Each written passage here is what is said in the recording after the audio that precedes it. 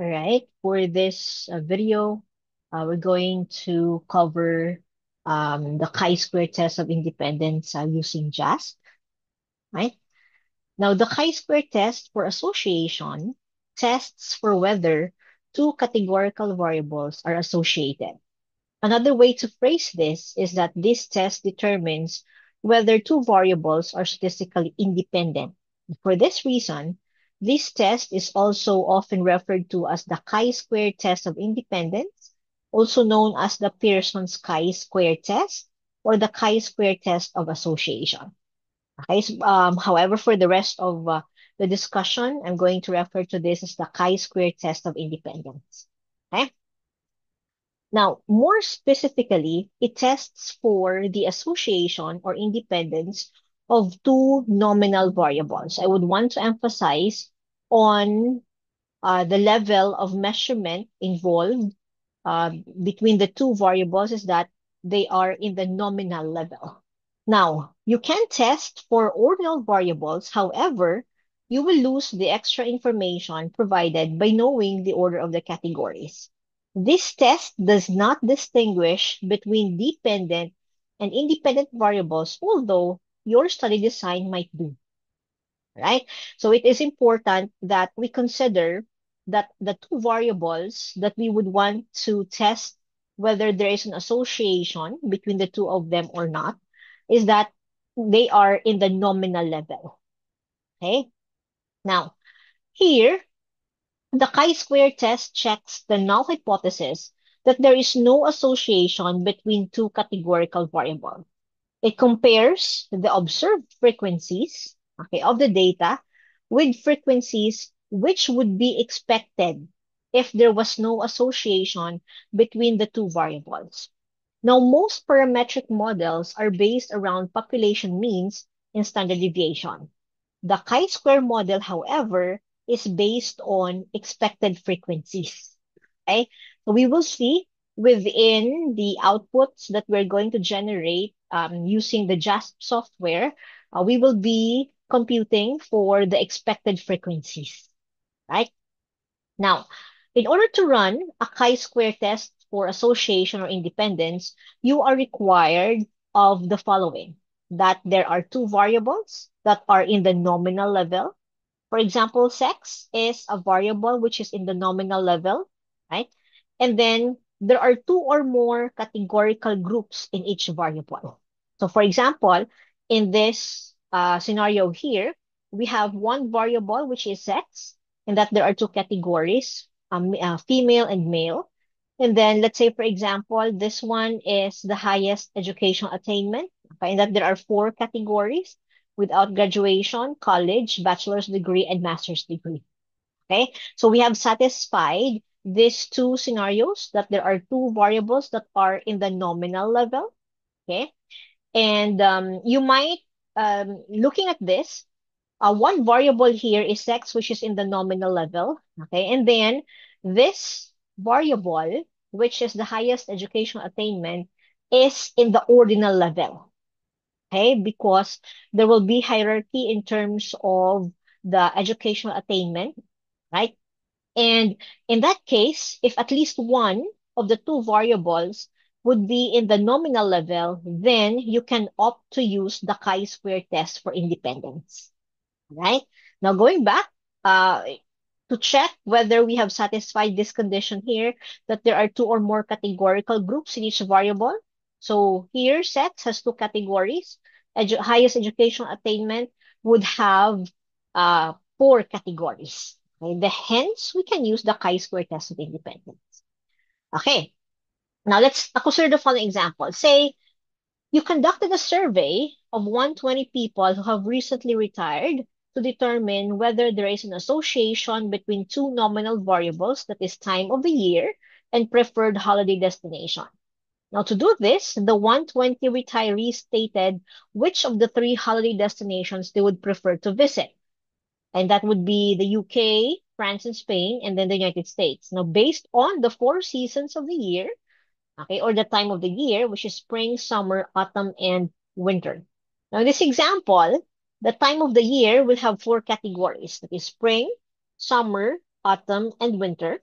And the other variable is the preferred holiday destination, which also has three categories. That is the UK, France and Spain, and then the United States. So you can use chi-square test of independence here, right? Now, how do we formulate our null and alternative hypothesis? Okay, as per our institutional research format, this is how we're going to formulate our null hypothesis for your thesis writing. That is, there is no significant association, okay, between variable one and variable two. And correspondingly, the alternative hypothesis would be there is a significant association between variable one and variable two. You can also refer to relationship, okay? Or you can indicate significant relationship, okay, or significant association. Now, how do we verify the validity of the results of a chi-square test? Now, chi-square tests are only valid when you have a reasonable sample size. So you have to be careful because the use of the chi-square test is sensitive to sample size. That is, less than 20% of the cells have an expected count of less than 5. Now, we will see this later on in the cross tabulation that we can also generate from JASP, okay, wherein we have to determine how many percent of the cells will have expected count, which is less than 5. So we could not exceed 20%. Okay, so it could be 20% or below. The moment more than 20% of the cells have expected count of less than 5, then the results will be questionable.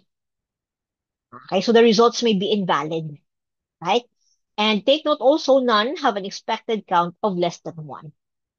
Okay, now let's run the chi-square tests, okay, using the JASP file that we have included in our module.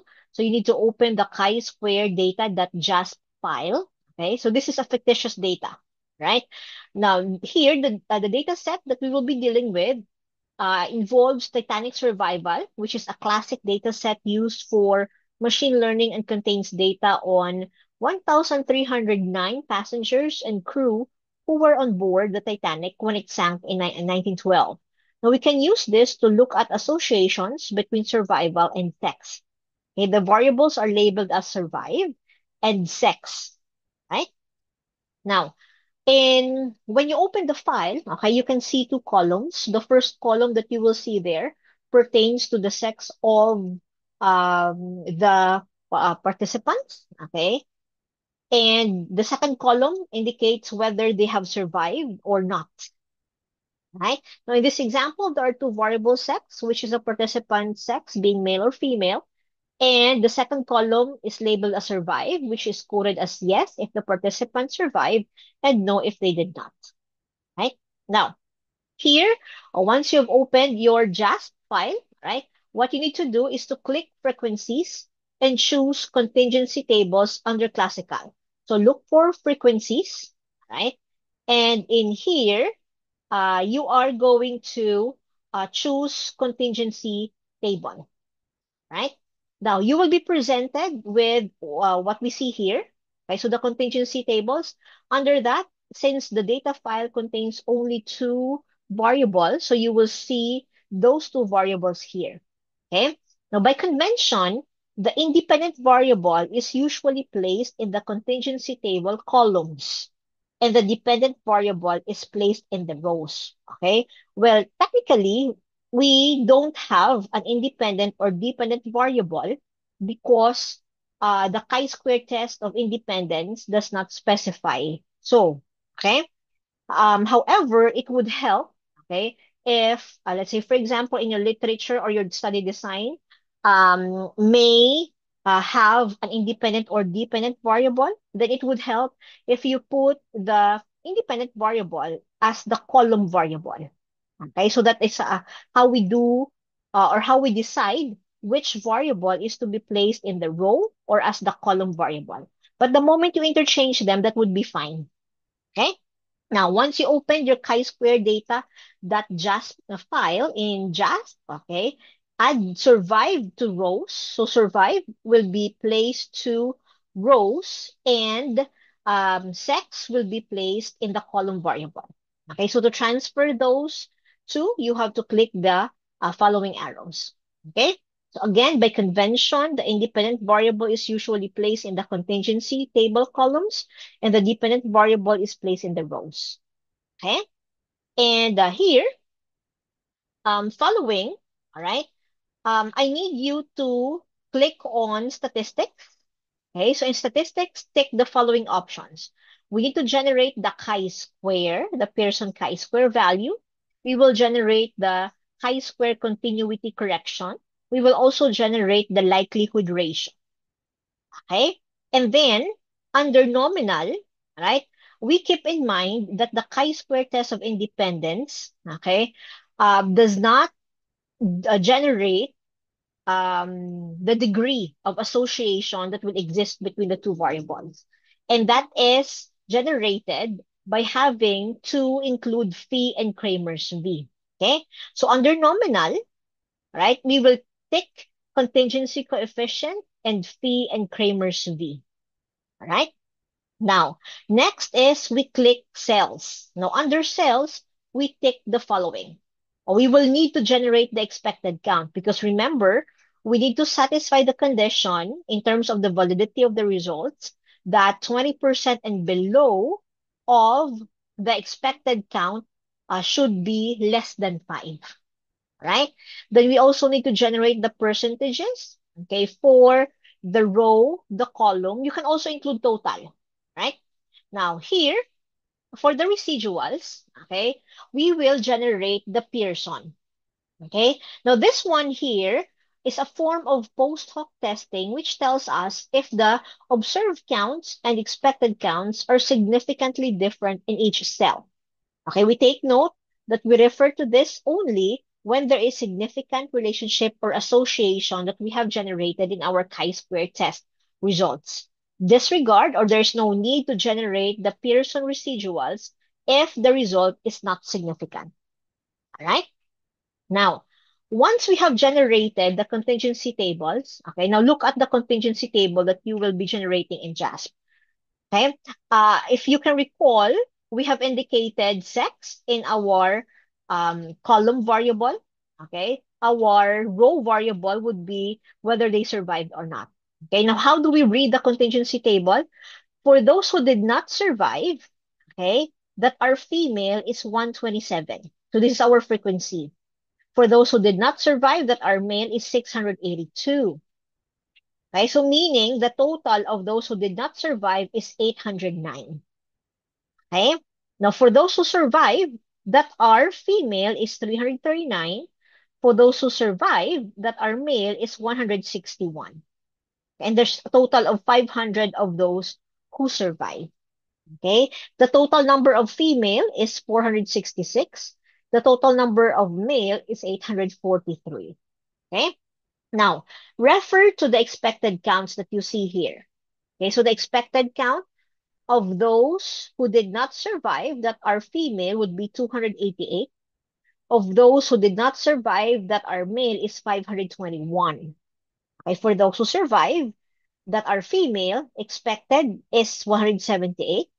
Of those who survive that are male, we are expecting 322. Okay? Now, remember that chi-square tests are only valid when you have a reasonable sample size, meaning less than 20% of the cells have an expected count of less than 5, and none have an expected count of less than 1. By checking or by observing, okay, the expected counts, 288, 521, 178, and 322, none of them is less than 5, obviously. Okay? Now, from this table, looking at the expected count, none of the cells, or 0%, has expected frequency count of less than 5. How did we determine the 0%? That is the number of cells with expected frequency less than 5 divided by the total number of cells. Then we multiply it by 100%. If you notice, there are 4 cells. 1, 2, 3, 4. Of the 4 cells that you see here, none has an expected frequency or expected count of less than 5, so therefore it's 0, divided by 4 of them times 100%, then that will give you 0%. So meaning, okay, that is within or that is less than 20%. So meaning to say, the result that we will be generating is valid. All right? Now, in here, Now looking at the contingency table output. Okay, so that we'll better understand what do these values represent. Now from this table, looking at percent within rows. Okay, so this one. Okay, it can be seen that more males died on the Titanic compared to females, and more females survived. Okay, so if you notice here, 682 males did not survive, okay, compared to 127 females that did not survive. So more males died on the Titanic compared to females, and more females survived. So looking at this, for those who survived, 339 are females, 161 males survived. So more females, okay, survived compared to males. Okay, so our question would be, is there a significant association between gender or sex and survival? Okay, so we will find out, all right, in the chi-square test table that we also have generated. All right, so the statistical results are shown in the chi-square test table. So we have generated the chi-square continuity correction, and then the likelihood ratio. All right. Now, the chi-square statistic, okay, that is given by the chi-square value, which is 365.89 with degrees of freedom of 1, and that the p-value is less than 0.001. This would suggest that there is a significant association between sex and survival. Okay? Now, what about the chi-square continuity correction? The chi-square continuity correction can be used to prevent overestimation of statistical significance for small data sets. This is mainly used when at least one cell of the table has an expected count which is smaller than 5. Okay? Now, in here, right? As a note of caution, however, this correction may overcorrect, okay, and result in an overly conservative result that fails to reject the null hypothesis when it should. Okay, mean to say a type 2 error may possibly occur, like using the chi-square continuity correction. Okay, now here, the likelihood ratio, okay, looking at the likelihood ratio, is an alternative to Pearson chi-square, to the chi-square result that we have in the first row. It is based on maximum likelihood theory, that is for large samples, it will be identical to the Pearson chi-square. It is recommended, however, in particular, for small samples that would be less than 30. So you can use the likelihood ratio, okay, in cases wherein you have small sample sizes, which is less than 30. Okay. Now, here, the major problem with the chi-square test of association is that although it informs you whether you can reject the null hypothesis of no association, it does not inform you of the strength or the magnitude or the degree of any association. That's why earlier we generated the phi and Kramer's V, okay? And also including the contingency coefficient. Now, two measures that do provide measures of effect size are presented in the nominal table that was also generated in JASP. Now, nominal measures phi and Kramer's V, okay? We use phi coefficient for a 2 by 2 contingency table. Mean to say you have two rows and two columns, meaning two groups in your uh, two groups in each of your variables.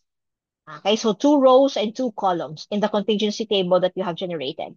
However, if you have other than 2 by 2, let's say you have a 3 by 5, 2 by 3, 2 by 4, so on and so forth, you are going to utilize Kramer's V. Okay, now both of them measure strength of the association, or what we refer to as the effect size for the chi-square test of independence. Both values are in the range of 0 to 1. Okay? Now, phi and Kramer's V are both measures of the strength of association of a nominal binomial relationship.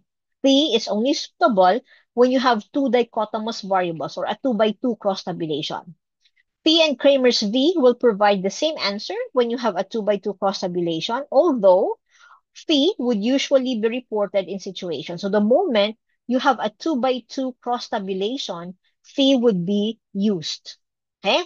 Phi is not suitable for anything other than 2 by 2. So that's where Kramer's V will come in. Okay, so in all other cases, other than 2 by 2, use Kramer's V. Both these measures can be interpreted in the same manner as a correlation. However, Kramer's V ranges from 0 to 1, while Phi's value, okay, range can exceed 1. The major problem with these measures is that under certain conditions, the maximum ranges can differ from -1 to 1. But we will be reporting the positive or the absolute value. Okay, so if you see negative Phi coefficient, we will be reporting the absolute value. Now, again, we use Phi if you have a 2 by 2 contingency table, 2 rows, 2 columns. Other than 2 by 2, use Kramer's V. Okay? The contingency coefficient is an adjusted Phi value and is only suggested for large contingency tables such as 5 by 5 tables or larger. Okay? So, here, we use Phi or Kramer's V for 2 by 2. Okay? That is a degrees of freedom of 1. Okay? You have a small effect size if that is below zero point 0.1 and below. Between zero point 0.1 and zero point 0.3, it's moderate. Okay? And, oh, sorry. It's zero point 0.1 to zero point 0.3, that's small. Moderate would be zero point 0.3 to zero point 0.5. And zero point 0.5 and above, that would be large effect size. Okay? So the same configuration for the Kramer's V. Okay? But take note for 5 by 5 tables or larger, we use the contingency coefficient. Okay? Now, in here, in the following result that we have generated, the Phi coefficient is 0.53. So it can be seen that the strength of the association between the variables is a large effect size because it's greater than 0.5. Okay? Now, since it's significant or the result was significant because the p-value was less than 0.001 as generated in the chi-square table earlier, okay, we can also further decompose the contingency table as a form of post hoc testing by converting the counts and expected counts in each cell to a standardized residual. That is, we generate what we call the Pearson residuals. This can tell us if the observed counts and expected counts are significantly different in each cell. So again, we are doing a post hoc test because the result was significant. Okay? Now, the resulting value of Z, okay? So we have generated the Pearson residuals, right? For those who did not survive that are female, it's negative 9.49. For those who did not survive that are male, it's 7.05. For those who survive na female, it's 12.07. For those who survive who are male, the Pearson residuals is negative 8.97. Okay? So the resulting value of Z is the given is then given a positive sign if observed frequency is greater than expected frequency. You have a negative value for the Pearson residual or the Z-score if the observed frequency or observed count is less than the expected count. Okay? So Z-score significances are shown in the following table. Okay? Take note. All right? Now, if the Z-score that you have is less than negative 1.96 or greater than 1.96, okay, so meaning to say the p-value is less than 0.05. So it is significant at 0.05. Okay, so this is our comparison. Since our alpha is at 0.05, okay, then it is significant at 0.05, right? For the Pearson residuals, which would be less than negative 2.58 or greater than 2.58, okay, it is significant because it is less than at 0.01. And if the z-score is less than negative 3.29 or greater than 3.29, it is also significant at 0.001.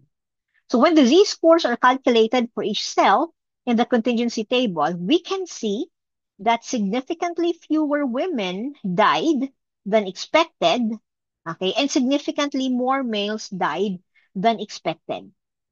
Okay, so if you're going to look at this here, the actual count of the females that died or did not survive is 127. We were expecting 288. So mean to say fewer females died than expected. Okay? And looking at this, we are expecting, okay, 521 males, okay, to who have not survived. However, the actual is 682. So mean to say more males died, okay, than expected. All right? That is at significant at 0.001 also. So if it's already significant at 0.001, it's understood it's also significant at 0.05. Okay, why is it that we use this? It's because the Pearson residuals that we have are within this range. Well, basically, it's also less than negative 1.96 and greater than 1.9, or greater than 1.96. Okay, so we take note of that, right? So now, here, how does the test work? Okay, so for the post hoc results that are not significant, okay, the Pearson chi-square, the overall coming from the table, okay, tests whether there's an association, okay, between two categorical variables across the entire data set. A significant result only tells you there's a relationship somewhere within the data. So that's where the post hoc test with Pearson residuals will come in the moment the result is significant. Because these tests examine individual cells of the contingency table. They look for specific combinations of categories where the observed frequencies differ significantly from what you'd expect if there was no association. Take note, it is possible that a significant overall Pearson chi-square test might not be followed up by a significant post hoc results on the Pearson residual. So that's possible. Wherein you concluded that there is a significant relationship or association between the variables, but when you conducted the Pearson residuals, you could not see any significant results. Okay, that's possible. The overall chi-square might be significant due to a moderate association spread across multiple cells. In post hoc, none of these individual deviations might be large enough to reach significance on their own. What you can do is to acknowledge the overall significant result, but explain that post hoc did not pinpoint specific strongly deviating cells. Okay, so you can include this. You can indicate that the post hoc Pearson residuals results did not show any significant results. Okay? Now, reporting the results that we have generated. Okay, so we will need to include the contingency tables, the chi-square test, and then the measures, the nominal measures that we also have generated. Okay, in APA format. Okay, I'm showing it in the next slide. All right, we have constructed a table in APA format wherein we have included the observed frequencies here, okay? And the values that we see in the parentheses are the Pearson residuals. Okay, then we need to include the degrees of freedom, the chi-square value, the p-value that we have, and then we indicate that it is significant. Okay? And more importantly, our interpretation. Okay, so we indicate that a chi-square test of independence was conducted between sex and survival in the Titanic. All expected cell frequencies were greater than 5 because we have computed that 0% of them have less than 5 expected frequency. Okay? The next statement, there was a statistically significant association between sex and survival in the Titanic. Then the parameters, we include the chi-square of degrees of freedom of 1 is equal to this chi-square value, the test statistic value, and p-value is less than 0.001. This association was large, okay, wherein the phi value that we have generated is 0.53. We use the phi value because we have two columns and two rows. So we have a 2 by 2 contingency table. Okay. Furthermore, since the result is significant, we need to see or to examine further using the Pearson residuals. Furthermore, we can see that significantly fewer women died than expected and significantly more males died than expected with a p-value which is less than 0.001. Right? So I hope how we run the chi-square test of independence in JASP is clear and how the interpretation is presented in APA format. So we end our discussion on the use of JASP in running chi-square test of independence. So we have a list of references here.